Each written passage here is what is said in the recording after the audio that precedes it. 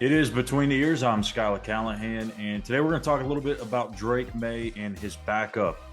As you know, the Tar Heels starting quarterback is going to skip the bowl game against West Virginia and start his preparation for the 2024 NFL Draft, where he's most likely going to be the number 2 overall pick behind Caleb Williams, but he's going to have a couple of months to try and scratch and claw his way to that number 1 overall selection. So we'll see what happens with that. I think he's actually got a good chance with it. But what does this mean for West Virginia? What does it mean for North Carolina? So the new quarterback playing in this bowl game for the Tar Heels is going to be Connor Harrell. And I think a lot of times when you see starting quarterbacks sit out a bowl game, we've seen it throughout the years. West Virginia had it with Will Grier. We know how that worked out against Syracuse. But you see Sam Hartman's going to sit out for Notre Dame in the Sun Bowl. Caleb Williams, who we just mentioned, is going to sit out USC's bowl game. There's a ton of these guys that are going to do this. And the way I feel on it is, look, I think you got to protect yourself, and I understand for the fans, it's probably not what you want. It's you want the best players to be playing in these games, but you have to put yourselves in their shoes. And if you have a chance to go make millions and millions and millions of dollars, you need to do everything to look out for yourself and be a little selfish for once. And I know that's probably not a popular opinion, but I mean, you're literally on the doorstep of being the number 2, potentially the number 1 overall pick. If you're Drake Maye's shoes or Caleb Williams, to go out there and play in this, and I know I hate to use the word meaningless because it's not really meaningless, but in the grand scheme of things, it's a bowl game that years from now no one's going to talk about. For them to play in these types of games, it's a huge risk. And I think it really kind of started back when Jalen Smith, the Notre Dame linebacker, had that really, really nasty injury. He was a surefire first-round draft pick, and it just plummeted his draft stock. And it took him a long, long time to really get back to full strength at the NFL level. But I think that's really what started it. And Christian McCaffrey, I believe he sat out his bowl game at Stanford his final year there. But like I said, I can't blame the folks that do it. And I get why some of them don't want to skip it. If Zach Frazier was healthy for West Virginia, I think he'd probably play in the game. He's a West Virginia kid, and although he knows what's on the line for him, I think he also feels like that's another opportunity for him to prove he's worth being the first center taken in the draft, where it's maybe not as much of a certainty as Drake Maye or Caleb Williams is going 1 and 2. So that's my spiel on that. For Connor Harrell, little background on him: 2-time state champion in the state of Alabama. Very, very talented kid, dual threat. Over his last 2 seasons at his high school, he threw 81 touchdowns to 6 interceptions. And again, you're going to see all these kind of crazy looking stats when you get these Power 5 or now Power 4 kids that just dominate. And I mean, that's why they're there. But I mean, he was just absolutely phenomenal. Extremely accurate with the footballs, completed 72% of his passes, threw for 6,100 yards, and then added another 680 on the ground with 9 touchdowns. Again, 2-time state champion. Really electric player. I thought I had remembered this name before or became familiar with it at one point. And I don't believe West Virginia got heavily involved, but I know they did offer. Harrell was offered by West Virginia, and I believe he came in the 2021 class. actually the 22 class. Came in the 2022 class. So you already kind of knew that quarterback situation in Morgantown was going to be Garrett Green and Nico Marchiol. So they kind of already had that position somewhat figured out. But they did offer him. They did have some background on him. They know who he is. They know what kind of player he can be, and I think that'll help a little bit. And again, I don't think they scouted him extensively. I'm sure they did enough to be able to offer him, but I don't think they were deeply involved in conversations with him. I could be wrong on that, but I don't remember that being the case. But for West Virginia's defense, I actually think this is, and I might sound crazy saying this, but I actually think this is more of a challenge than facing Drake Maye. Drake Maye is a pocket passer type quarterback that can be mobile. In some ways, he kind of reminds me of a like a Ben Roethlisberger a little bit.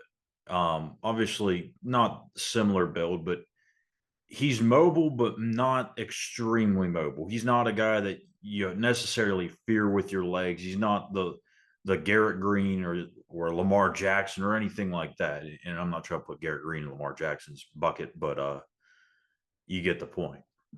Drake May is a mobile quarterback when he needs to be, and he's more of a just a tough guy to bring down to the ground. He likes to stick in the pocket if he can. Harrell, on the other hand, is a little bit more of a challenge because it's hard to caress him. He's very good on the move. He's very good just when plays break down. And I think that's what Carolina's probably going to want to do in this game is get him on the move, whether it's on play action stuff, RPO. I feel like you'll see a lot of RPO in this game to kind of help him out, get quick reads, and not have to worry about going through progressions. But very big arm. He's not a big kid, 6 foot, 6'1", 185, 190 pounds, but he can sling it, man. He's got very limited playing time, as you could imagine, sitting behind Drake Maye. But he did get in against Campbell, and I know it's just Campbell, but he was 4 for 4 against Campbell, had a couple of touchdowns, and just unleashed a deep ball that was a beauty. And you can see the arm talent on this kid. There's a reason why Mac Brown feels pretty good, I would assume, about their chances still in this game with Harrell under center. He's going to be their quarterback of the future. And at least I would think. I don't know the recruiting situation coming in, but from what I've seen from him on tape, he's got the makeup to be that kind of a guy. And, you know, throughout the season, we've kind of learned that Jordan Leslie and what he's had to work with this defense and the depth issues that they've had. This is a team or a defense that does much better with pocket passer type quarterbacks. We saw it against Pitt with Phil Dracovic. We saw it in the Texas Tech game with Tyler Shuck. And then it kind of got a little away from that a little bit when they faced TCU to some degree, Houston, especially Donovan Smith and John Rice Plumlee. Even though they kind of figured him out as the game went on, they still had some issues. But when they face these quarterbacks that like to stick in the pocket, they do a really good job and find a way to get off the field and get to the quarterback. So I think this is actually sounds crazy, like I said, but I think it's just actually going to make for a tougher defensive assignment for West Virginia.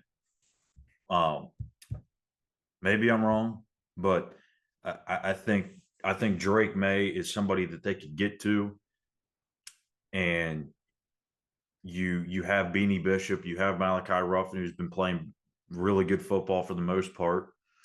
I think you would feel pretty good about your chances, and those guys are winning man-to-man coverage with Drake Maye. And if you can just get home and get pressure in his face, I think you like your chances. And you have a kid like Harrell who can beat you with his legs and do so on design plays. that's going to be a little bit more tricky. There may be a couple of design quarterback runs with Drake Maye, but it's very, very rare. They do not want to run him. They Mac Brown has said it throughout the season. Like every time he takes off, he's telling him to get down, get out of bounds, and just make a smart decision. He's not trying to make a big play with his legs, but he's a competitor. He's going to do that. So with this, West Virginia has now moved up to a 5.5-point favorite against Carolina. Tez Walker, North Carolina's number one receiver, is also sitting out in this game. Carolina's got, I think, like 6 or 7 guys that are going to be sitting out in this game. Corey Gaynor, the center, he's going to be sitting out. Cedric Gray is another one that's going to be skipping. So they've got some key pieces that they're going to be missing. Now, West Virginia, they don't have the key pieces necessarily outside of Zach Frazier and potentially one other, but the depth is kind of where their issues lie because of the portal. But Carolina's got some portal entries too, so it kind of cancels itself out to some degree. As West Virginia, most of West Virginia's transfers are not guys that outside of maybe Mike Lockhart and Hershey McLaurin, that they were surprised by any means. So maybe they're not even surprised by that, but I feel like they're in pretty good shape heading into the bowl game. Carolina, on the other hand, that they're going to have some work to do here in these next 2 weeks. So no Drake Maye for North Carolina. It'll be Connor Harrell getting the start, his first ever collegiate start against West Virginia in the Duke's Mayo Bowl, December 27th at 5:30 p.m. down here in Charlotte, North Carolina, Bank of America Stadium. So we'll continue to talk more about this matchup as we get closer to it. Let me know what you guys think about the matchup in the comments section on YouTube, about what this means for West Virginia's defense. Let me know all of your thoughts. Make sure you hit that subscribe button on YouTube at Mountaineers Now, and hit that follow button as well on X at the same handle. I'm Schuyler Callihan. You've been watching Between the Ears. We'll be back tomorrow with another episode.